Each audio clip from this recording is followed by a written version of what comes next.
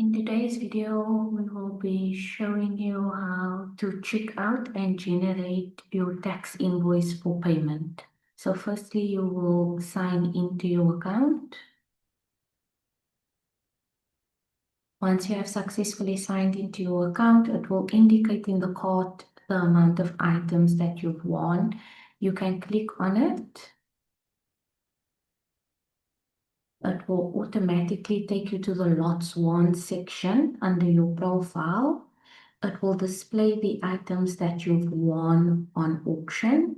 You can then click on select or on select all, and then on checkout.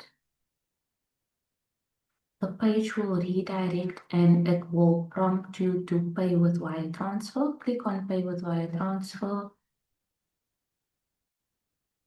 and then you will then click on print invoice. So now your invoice is displayed. You can either print the invoice or save it as a PDF document. On your invoice, you will find your details.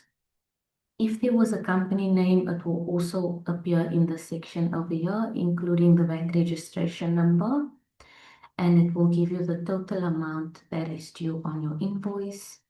If you scroll a bit further down, it will give you the banking details, which you can pay the total amount into. The reference you will use is the taxable invoice number as the reference on your payment.